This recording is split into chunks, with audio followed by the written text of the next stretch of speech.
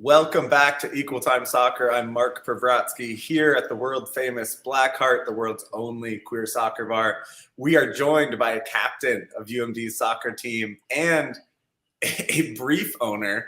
I realized this just minutes before there's an updated record. Was the brief owner of the record for the fastest consecutive goals, but UMD soccer is insane this year. We'll have to discuss that, but we have Jackie Jers. Welcome. Hi, thanks for having me. So we're gonna get into this first because like an hour ago I saw the details about you having that game.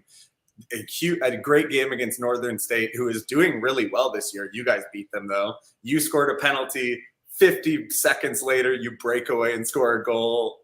Tell us that feeling. Have you ever had anything like that before, where you scored 2 goals in a minute? No, I don't think I've ever done that before, not even in high school, but it was strange. It didn't feel as quick because there was a little delay of game because a player had gotten a red card and didn't step off the field, and their coach was having an argument with the ref. So to me, I didn't realize how fast it was until way after the game when they posted about it. I was like, oh, I guess that makes sense. But I'm just happy we won. Yeah, pretty much. For people who haven't seen it, it's one of the cool things. UMD soccer does a really good job of getting highlights. They have, playing at a nice football stadium. I'm sure maybe it makes it easier, but they do a really good job. So the highlights are really fun because it's a great penalty to the left, and then you sneak the ball off a defender on a breakaway and then tip it past the goalie. So that was fun. But your teammate, Anna Tobias, wrecked that seemingly and did it even half as quick, scoring 2 goals within 28 seconds. I didn't see the highlights of that. What's happening with the Bulldogs? Tell me about Anna doing that. Okay, so I think if I remember the order of the goals correctly, we had been playing Crookston, and despite probably having a million shots on goal. In the first half, we came out scoreless. And then right away in the second half, it was just slot ball right to the 6, easy pass, some fast breaks. And then all of a sudden she was scoring 3 goals. Getting 2. She already has 5 in 10 games. So she's scoring a lot. I was gonna give some space to hype up some of your teammates. So she's doing that. And then someone else I just noticed by, not having watched a lot, but seeing their production, Miriam Marsan has played, a lot less minutes, but basically a goal or assist every 90. So I just wondered, what makes those two so productive for the offense for you guys? I think for Anna, she's just kind of a go-getter. She works hard. She's willing to do anything to get the ball and to put it into the back of the net. And then for Mim, she has a lot of finesse. Okay. Definitely a finesse kind of player, always has the dangles, great passes.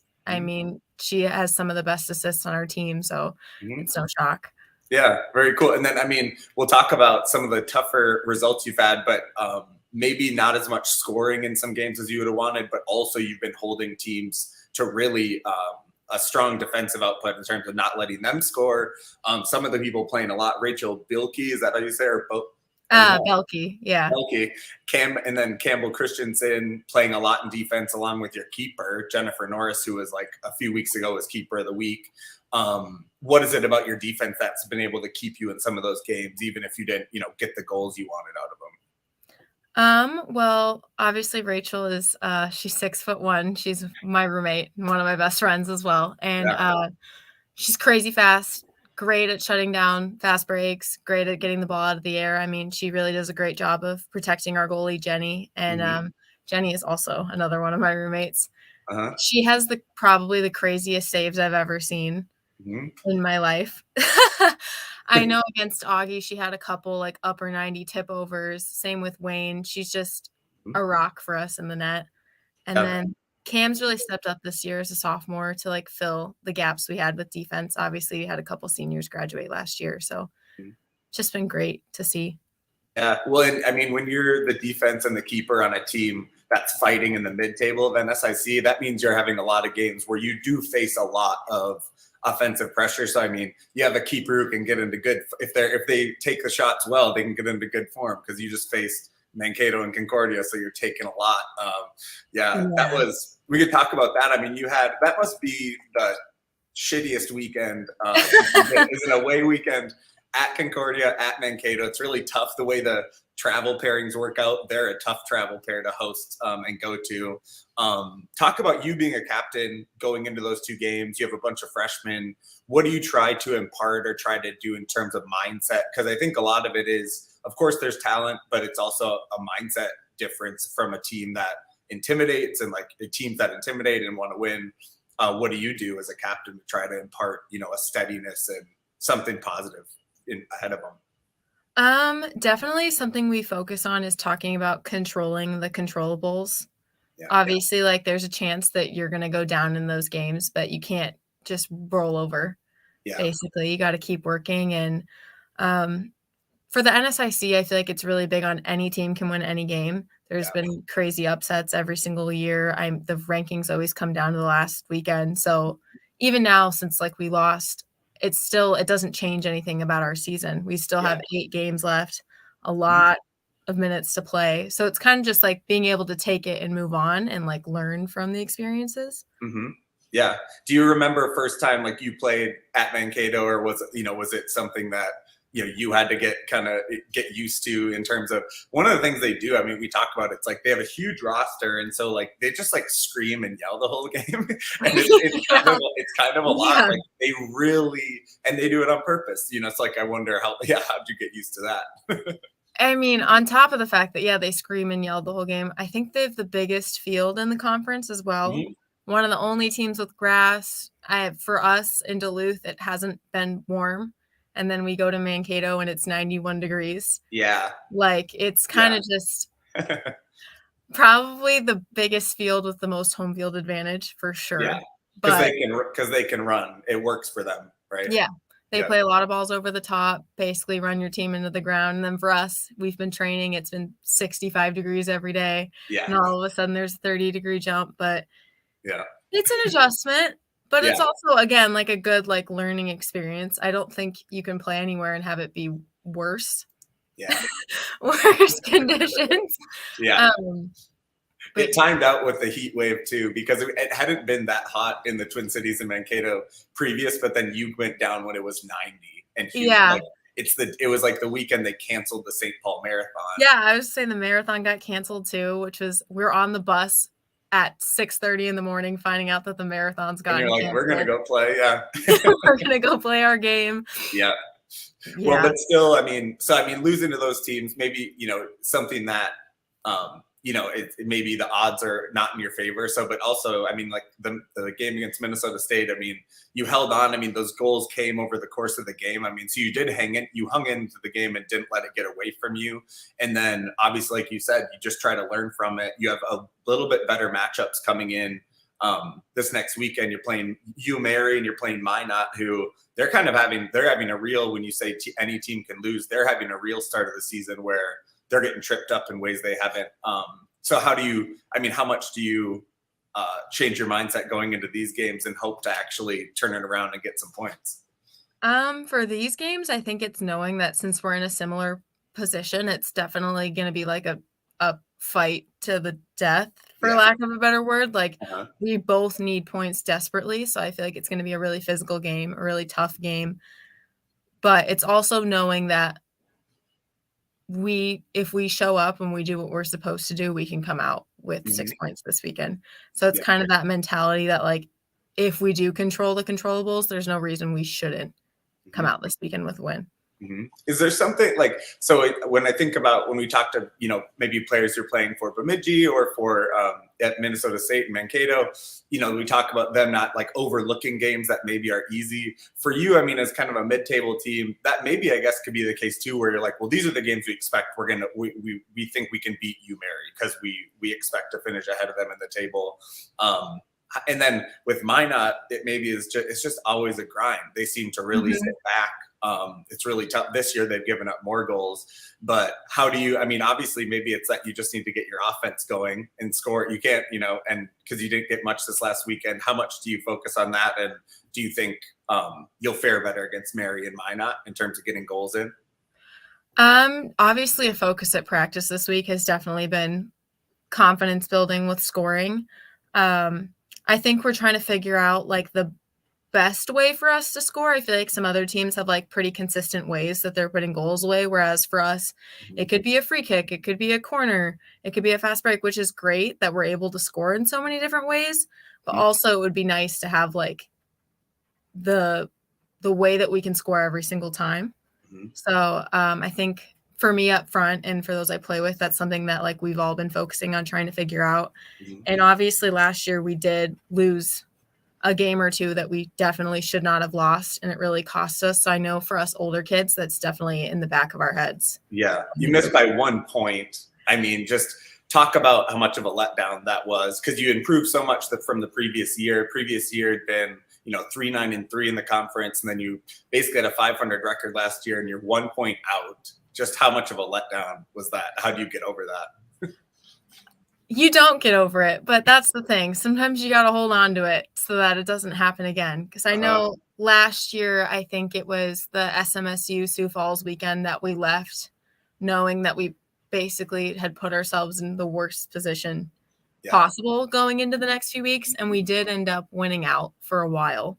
But waiting to your last game to find out that you go from 5th to 9th is probably the worst possible scenario. But I think it's just made us tougher. It's made us like more hungry for wins and like more able to bounce back because like we know how it feels. We don't ever want to do it again. So it's that kind of idea. I like those. You don't get over it. I mean, you try to use it for motivation, and you tell and then you're the old veteran telling the freshman, like, you don't understand. You need to you're gonna know the pain and hurt if you don't take this seriously. Pretty much. You have to find the points where you can. How much did it? I mean, it's been a successful program in the past, but the years when you got into it, they hadn't been winning so much. And then last year you had a winning record. How much did that do for your personal expectations, and then also just for the internal expectations in the team? I think for us older players that were around for when we didn't have a winning record, it's kind of like encouraging to know that like we can be the ones that turn it around. Like we were a part of turning the program around.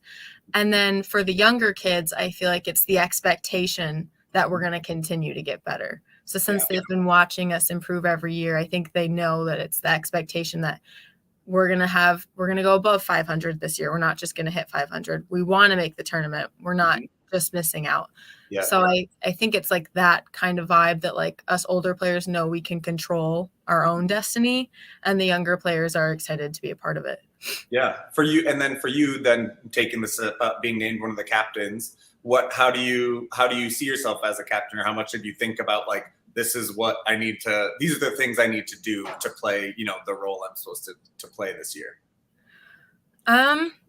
Obviously I put a lot of pressure on myself to score and be a part of goals, since that is my main role on the team. But I also think for me, it's important to encourage the younger players to step up, because I felt like when I was younger, it was all on the older players, or maybe like the younger players' contribution wasn't as significant. But this year, I like the idea that our team feels like everyone is contributing. It's like not just the people that are starting, and it's not just the seniors on the field. It's everybody that's bringing the team along, kind of thing.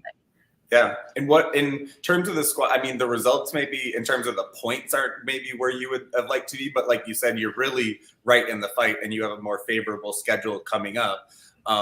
Obviously things to improve on, but in terms of, for people who haven't watched the team, I haven't watched any of your games yet. What is the team doing well, and what are you building off, that you can rely on as you try to improve and score more goals and things like that? I think we're good at creating opportunities in the way that, because we fight so hard, like we get fouls in great locations. Like we're working on our set pieces. We're good at winning corners. As a team, I think we defend really well. We like attack the ball as a group. Obviously we have breakdowns, we have moments, but I think we've been getting a lot better about playing together. Since we do have such a young team, we did have 8 freshmen come in. So it's kind of just like adapting and bringing the younger players in, and we're slowly just coming together with our own style of play.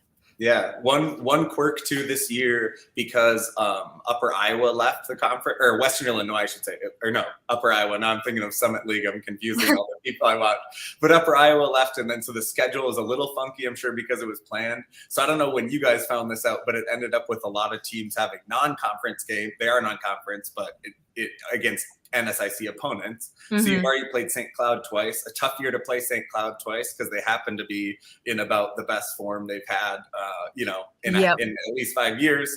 What about one? I guess was that weird to have to play them. Maybe you're gonna have to play them 3 times if you make the playoffs. But right, if you're ended up playing teams 3 times, but maybe you might play Minot 3 times. Yeah, no, it's crazy the idea, and like. We played Northern obviously at the beginning, but now we're meeting them again in the middle of October. Like, it'll have been a month and a half. Like, who knows what's going to happen? And I'm sure they left upset with the result, especially since right now they're doing really well in the rankings and we're not doing as well. So maybe they feel like they deserved that or whatever. So it'll definitely be interesting to see that game come out. Because with St. Cloud, it was back to back. Yeah. So it was kind of just like a real stinger to get it twice in a row. But I think the time will definitely be a factor between us and Northern. It'll be a bummer if, like, say a team edges someone out and, like, you beat them in the non-conference game, but not in the that'll be what's a bummer because you're like, well, if we would have got points for both. So that'll be interesting to see because there's a lot of really tight between, I was thinking in the beginning of the year, between Winona and you and St. Cloud, I mean, those are all teams fighting for those last spots. And you would think for St. Cloud winning, I mean, you had tough games against them, almost got a result in one of them 2-1. But what is it about them that's why they're doing so well? I'm going to have to catch a game and also get someone on the program to talk to them. They have a really dynamic midfield. They have a couple of players who are really fast, really good at penetrating the defense, and they've always had great shooters. Like from anywhere on the field, they're that team that shoots an upper 90 shot and sinks it. So I think they're really dangerous everywhere, and because they've kind of added a layer of speed to it, they're hard to defend. And they've had a lot of success scoring wise on really good teams, and they know how to put it away. Clearly, they had a crazy weekend getting results against Mankato and I think Concordia this weekend. So they are ones definitely in a solid position already, along with Northern, kind of surprising. Take a second here to read a break from our sponsor, Pentz Homes. This show is brought to you by Pentz Homes. I live in a Pentz Homes home, and whether you're buying or selling, looking to do projects in your current home, Nate and Lydia can help you. Nate Pentz has been a supporter of the women's soccer community with Minnesota Aurora, also through Equal Time. So they're a wonderful group to support. They can help with their preferred vendor, Angie Shearer. If you need any type of real estate help, go to pentzhomes.com or social media at Pentz Homes.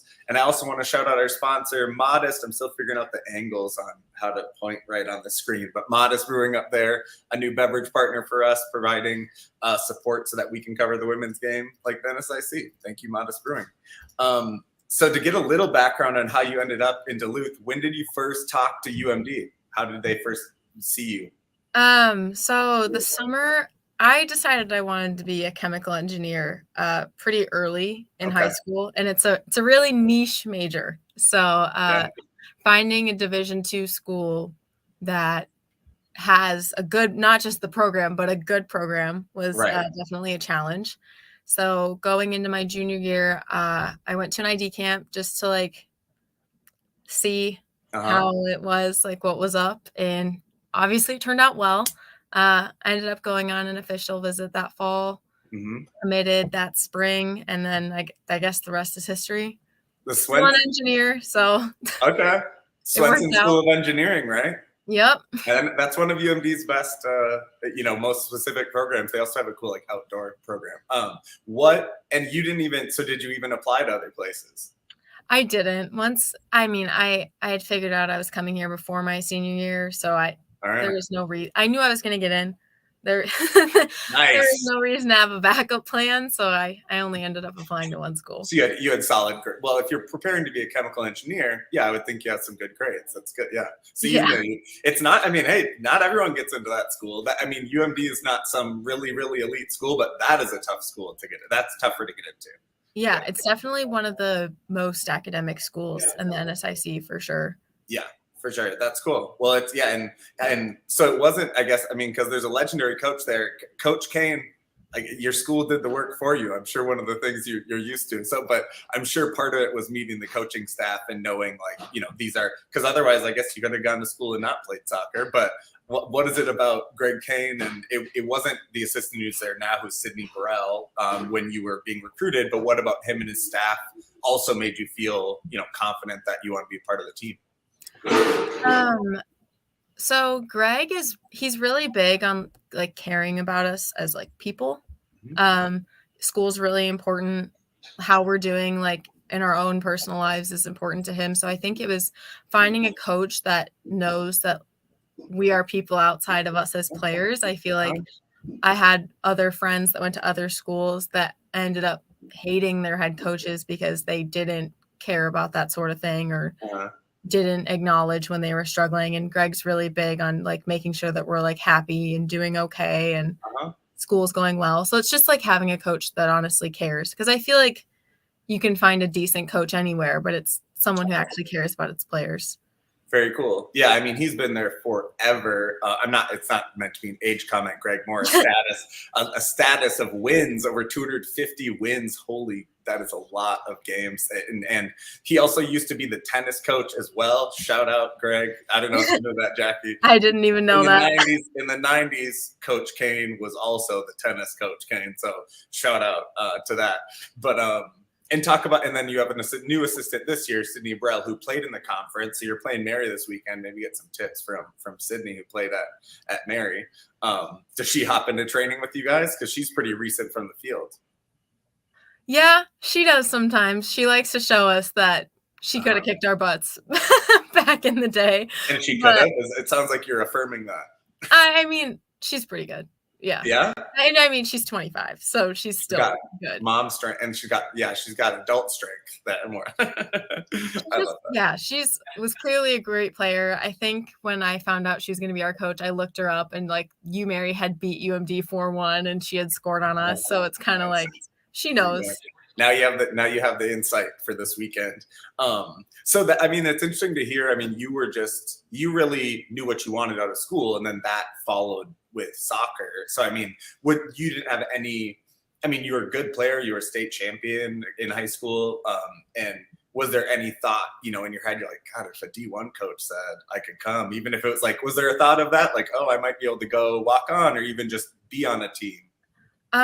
There were like smaller D1 schools that I had like talked with or had interest from, but I think for me, I didn't necessarily think I would be able to handle the school aspect the way I wanted to. I'm a very like particular student.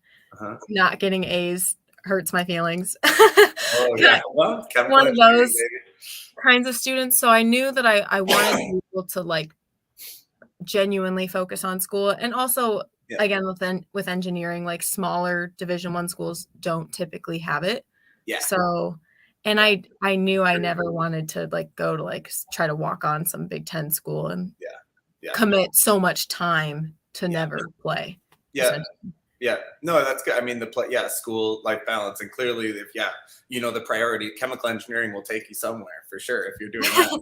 Have you? And I mean, Duluth is also a cool place to major in that. I think maybe I saw like from LinkedIn or something, but have you like interned and stuff from doing that type of work, or what have you? What are you leaning into, because you've been studying it a while now? Yeah, so I actually already have a job for next year. So I did an energy engineering internship last summer with Train Technologies, which is like it's like a sustainability company that like focuses on like HVAC lighting and like energy efficiency to reduce emissions. So I did an internship with that, and then I ended up getting a full-time position in Colorado to continue working for them. So cool. There you go. We're lined up for next year already. Yeah. All right. So no fifth year for me. Yeah, I okay. already No, took a no job. need to ask. Hey, parents, shout out. She already has a job for next year, making us all look bad. I think I was definitely had to go into an unpaid internship. That's what a poli-sci degree gets you in undergrad. Talk in high school though. I mean, 2 state championships. I didn't look up the class or whatever. I didn't know who but you won 2 state championships. What are your favorite? Obviously, winning it is a great memory. But like, do you have a favorite goal? I'm sure you scored on the road to some of those games. Like, do you have favorite memories from those winning seasons? So I only won one because my senior season got canceled because of COVID. So they won the year after, like they won after that. But I see. Okay. my junior year was the first one my program had ever won, and Wow. I think between the sectional final, the state semifinal, and the state final, I had 4 goals. So it was definitely a run. But my favorite goal was probably, gosh, the state final goal. It was kind of like a left-footed Hail Mary, 30-yard shot. So that was great. But my semifinal goal was the game winner, and it was the first. We had gone to the state semifinals 6 years in a row. And it was so not exactly a losing program, just So it was the first time we had ever been like winning in the semifinal, and like that moment honestly even like beat the final for me, because it was just like finally it gave you the belief through. Yeah. And like it was like this moment that like, oh my gosh, like we're finally actually going to the final. That's a tough pattern to break. I mean, it is, like I said, you're winning a lot, but that's a tough psychological thing when it's that game every time. It's like Minnesota Vikings stuff, or whatever. And it was like, and we were the 4th seed playing the 1 seed, and like we kept saying like 6 times a charm, but like that's not a real phrase. No, but it is now. But it is now. So it was probably that for me. That was cool. Just like the turning point, because my freshman and sophomore year were extremely disappointing in the semifinal, because my freshman year, at least, that was probably the best team I was ever on for high school. So like, and when we didn't win that year, we had beaten the person that won earlier in the season. Yeah, that's always tough. It just like extra stung.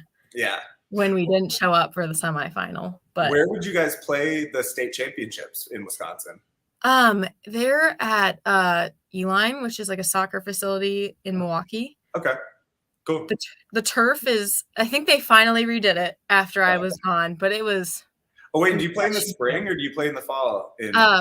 We're spring. Yeah. Okay, God, that makes the weather even worse, because it's like to know the mud that you have to have turf. Yeah, for sure. Yeah, and I think, gosh, the year we won the final, it was June 20 something, and it was 49 degrees.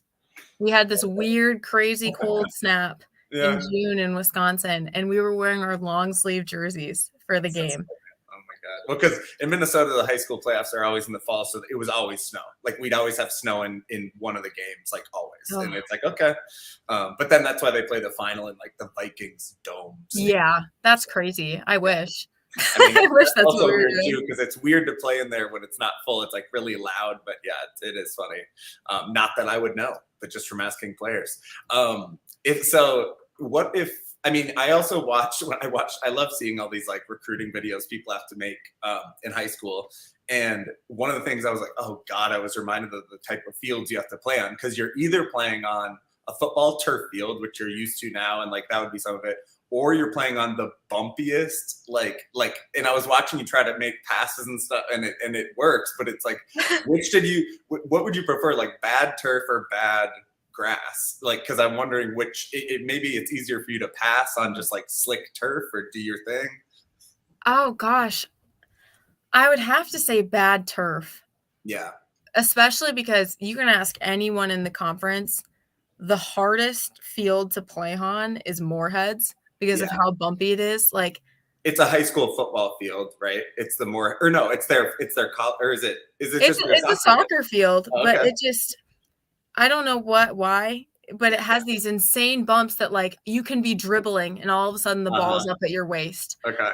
So I feel like it's better to be like scrambling with too fast of passes than be like thrown off when you even take a touch and the ball goes flying another way. So Well, we'll Probably see. that turf.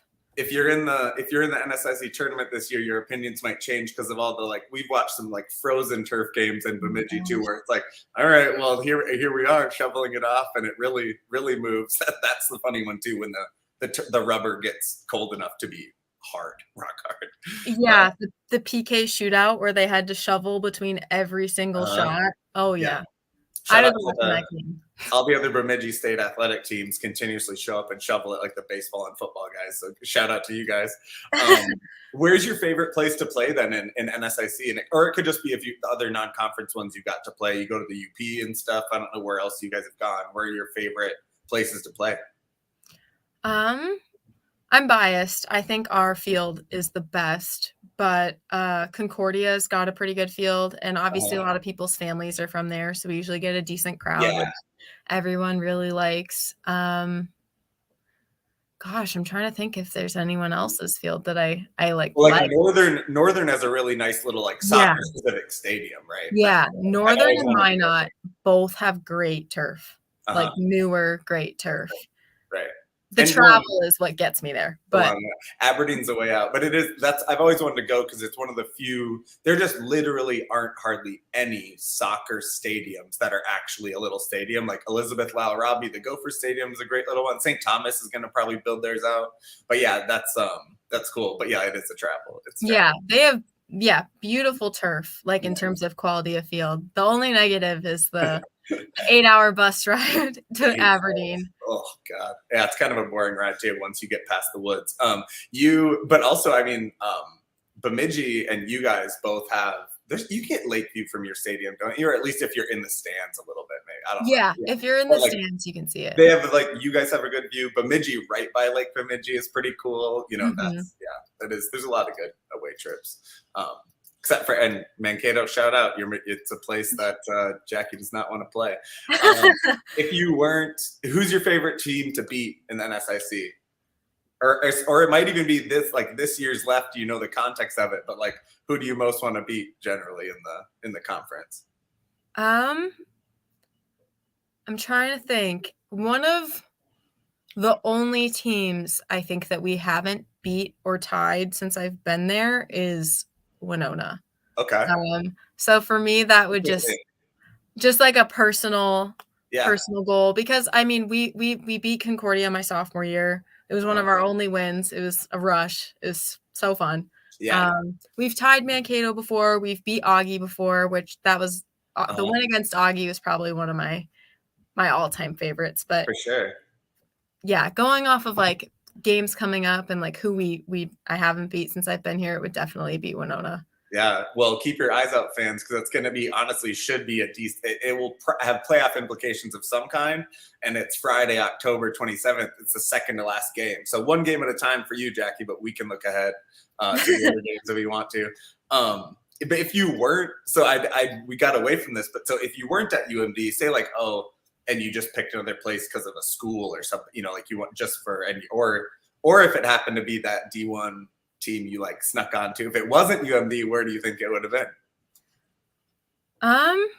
If I didn't play sports, I wanted to go to Notre Dame. That was my dream when I was a kid. Who knows if I would have gotten in? I didn't apply, but that was kind of like my non-sports dream. And then if I was going based off of, I guess, academics, probably like Michigan Tech. Sure. Great engineering school as well. So yeah, could have been up in the UP. Could have been UP. Yeah, the snow was a little bit. I mean, Duluth's pretty snowy too. Anything worse than Duluth in terms of snow probably would have been too much for me. But I know that was something that my family and I looked at the time. Right. You are up on the hill in Duluth. I mean, I was down by the lake, so it's like there's a certain it is different sometimes, but there's a lot of snow. And there was one month, the first April I lived in Duluth, it snowed 60 inches. It was great. Yeah, so, we got 140 last year, so that was a little traumatizing. Yeah, it is. Well, and I wanted to ask you. I lived in Duluth a lot of my life, so I got to ask you a couple of just like living in Duluth favorites. Where are the favorite places you like to eat or get food in Duluth? Could also be just somewhere you go like up the shore or something too. If you're, I don't know.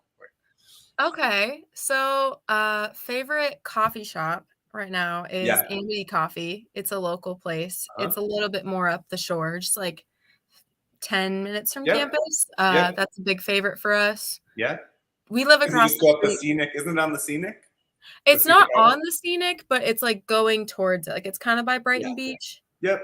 area. Yeah. So that's a big favorite. And then Tab's across the street. So Uh-huh. we go there after every home game with our For parents sure. and get our free food. But For sure. What is that? What do you mean? What's the free food situation?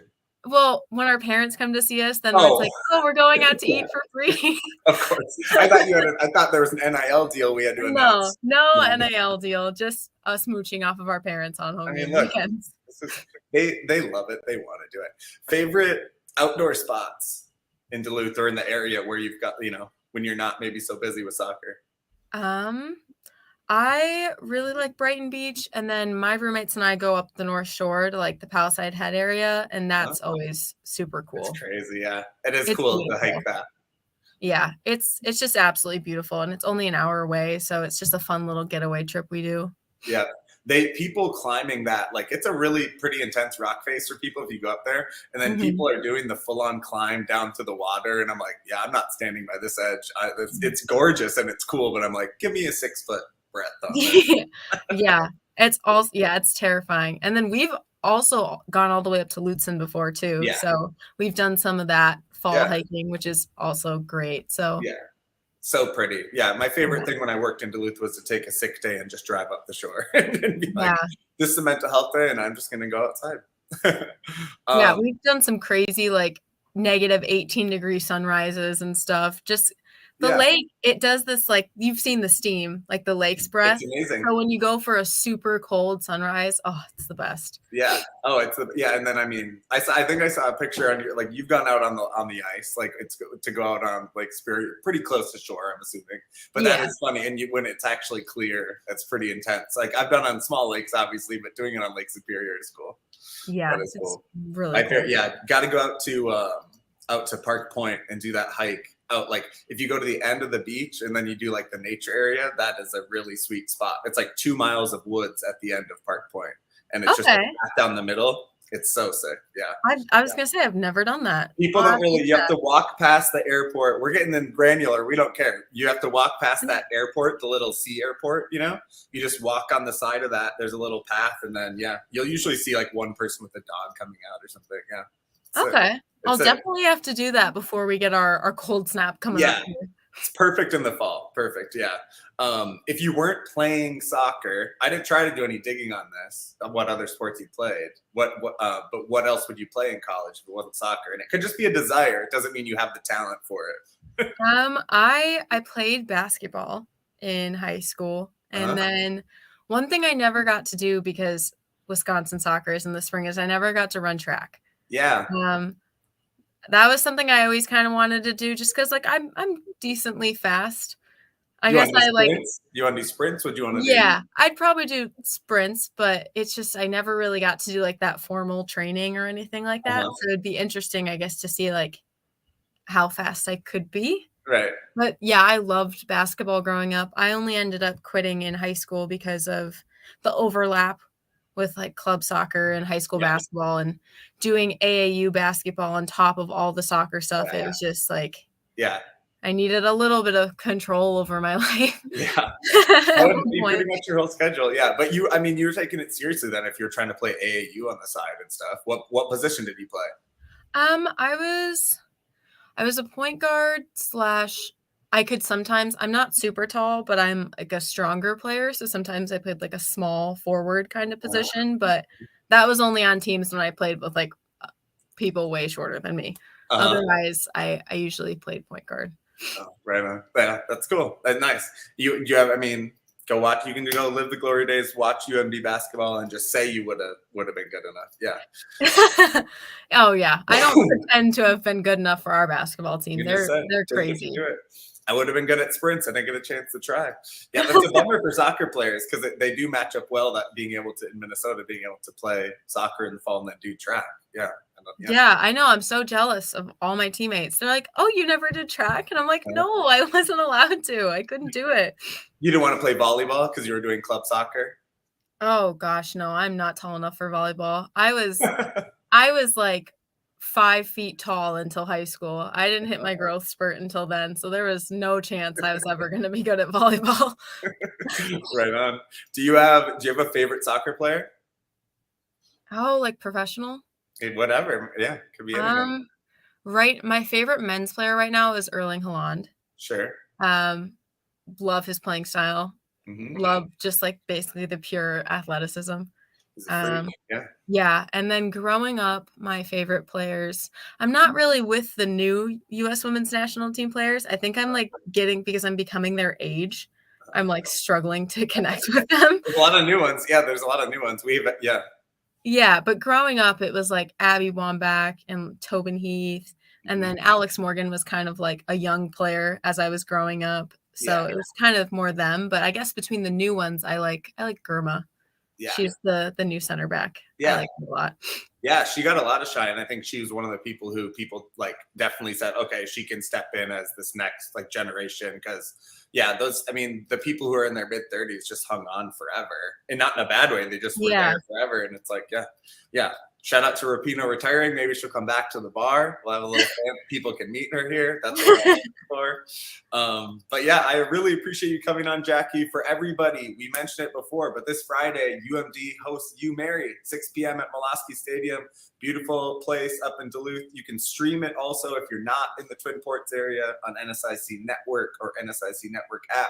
One of the few places that's just purely easy to watch college soccer, easy and well produced. And then on Sunday, a really tough game with Minot State. Definitely playoff implications in that one. How many points from this weekend, Jackie, from those two? How many points are we getting? Hopefully 6. There we go. That's what you want from your captain. Thank you so much, Jackie. And we'll keep an eye on UMD as they race into the postseason. Okay, thank you for having me.